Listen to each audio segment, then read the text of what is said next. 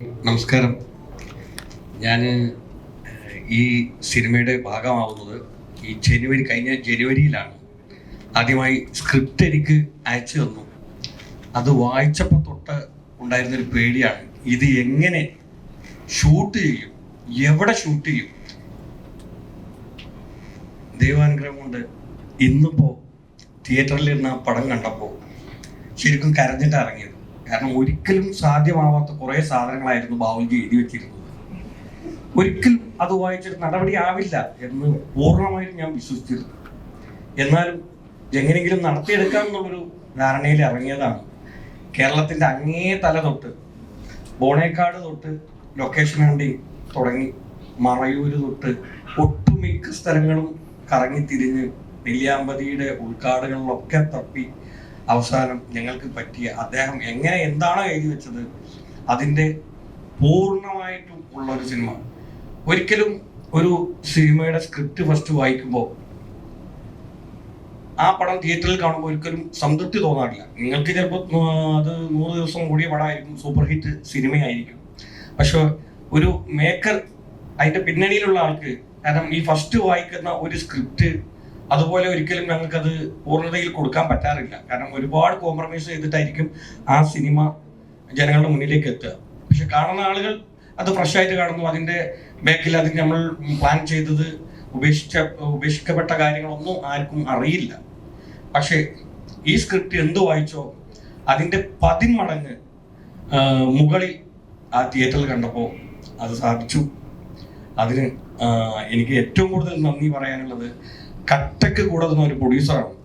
എന്ത് പറഞ്ഞാലും അത് ഓക്കെ ആണെങ്കിൽ അത് ചെയ്തോ, ആവശ്യമെങ്കിൽ അത് ചെയ്തോ എന്ന് പറയുന്ന ഒരു പ്രൊഡ്യൂസറുണ്ട്. പിന്നെ ഒരു കൂടപ്പിറപ്പിനെ പോലെ കൊണ്ടുനടന്ന ഇതിൻ്റെ ഡയറക്ടറും ബാവുൽജിയും, ഒന്നും നടന്നിട്ടില്ലെങ്കിലും ഒന്നിനും ഒരു ദേഷ്യപ്പെടുകയോ മറ്റൊന്നും ചെയ്യാത്ത ബാവുൽജി, രഞ്ജിത്തേട്ടൻ ഒരു കൂടപ്പിറപ്പിനെ പോലെയാണ് അവരുടെ ഫസ്റ്റ് പടം ഞാൻ വർക്ക് ചെയ്യാൻ സാധിച്ചു, കക്ഷിയമ്മണിപ്പിള്ള. അവിടെ തൊട്ടുള്ള ബന്ധമായിരുന്നു. അപ്പോൾ ഇങ്ങനെ ഒരു പടം എന്നെ വിശ്വസിച്ച് ഏൽപ്പിക്കാൻ അവർക്ക് തോന്നിയതിന് ഒരു വലിയ നന്ദി. പിന്നെ ഈ സിനിമ നിങ്ങൾ പലരും കണ്ടു കാണും. ഈ സ്ഥലത്തേക്കൊക്കെ എത്തിപ്പെടുക എന്ന് പറയുന്നത് വളരെ ബുദ്ധിമുട്ടാണ്. ഇപ്പൊ ഇന്നറിയാലോ, കാരവാൻ ഇല്ലാതെയും മറ്റു സൗകര്യങ്ങളില്ലാതെയും ഒരുപാട് പ്രശ്നങ്ങൾ ഉണ്ടാക്കുന്ന ആർട്ടിസ്റ്റുകളുള്ള കാലമാണ്. ഈ നിൽക്കുന്ന എൻ്റെ ബാക്കിലിരിക്കുന്ന ഇവരൊക്കെ നെഞ്ചോട് തീർക്കേണ്ട ആർട്ടിസ്റ്റുകളാട്ടോ. കട്ടക്ക് കൂടെ നിന്ന് കിലോമീറ്ററുകളോളം നടന്ന് ഞങ്ങളോടൊപ്പം ലഗേജുകൾ തൂക്കിയെടുത്ത് ഞങ്ങളിൽ ഒരാളായി ഈ സിനിമയ്ക്ക് വേണ്ടി പ്രവർത്തിച്ചവരാണ്. ഒരു ബ്രേക്ക് ഇല്ലാത്ത ഒരു കാറിൽ ജീവൻ പണയം വെച്ചിട്ടാണ് നാരായൺ ചേട്ടനും സഹീർക്കും നടന്നത്. ബ്രേക്ക് ഇല്ല, അത് നന്നാക്കിയാൽ കുറച്ച് 1 മണിക്കൂർ കഴിയുമ്പോഴത്തേന് അത് വീണ്ടും പോകും. പിന്നീട് വർഷം പോയി കൊണ്ടുപോയി നന്നാക്കി വരുമ്പോഴത്തേന് ഒരുപാട് ടൈം എടുക്കും. ഇല്ല, നമുക്ക് നോക്കാം. ഞങ്ങൾ തൊട്ട് ബാക്കിൽ ഒരു സ്കൂട്ടറിൽ മുട്ടിയും കല്ലും കൊണ്ടായിരുന്നു ആ കാറിന്റെ പിന്നാലെ പോയിരുന്നത്. എവിടെയാണോ മുട്ടുന്നത് അവിടെ കല്ലിട്ട് നിർത്താൻ വേണ്ടി. അങ്ങനെയൊക്കെ ജീവൻ പണയം വെച്ച് ഇവര് ചെയ്ത സിനിമയാണ് ബിനിച്ചേട്ടനാണ് ഇതിൽ ഒരുപാട് കാര്യങ്ങൾ നമുക്ക് അറേഞ്ച് ചെയ്ത് തന്നിട്ടുള്ളത്.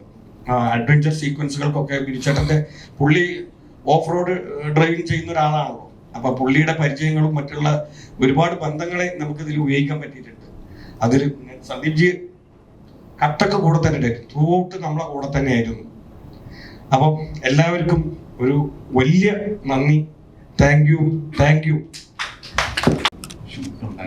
ഒരു ഷൂട്ട് കിട്ടിയ ദിവസമായിരുന്നു ഇന്ന്. അപ്പൊ അവിടെ നിന്ന് ഓടി വരികയായിരുന്നു. Thank you. എന്താ പറയണ്ടേ എന്നുള്ളതാണ് സന്തോഷം. ഇപ്പോഴത്തെ റിവ്യൂസ് കാണുമ്പോൾ ഭയങ്കര സന്തോഷമുണ്ട്. ഇത്രയും കോൾസ് വരിക, being part of this team, അതാണ് ഏറ്റവും വലിയ കാര്യം.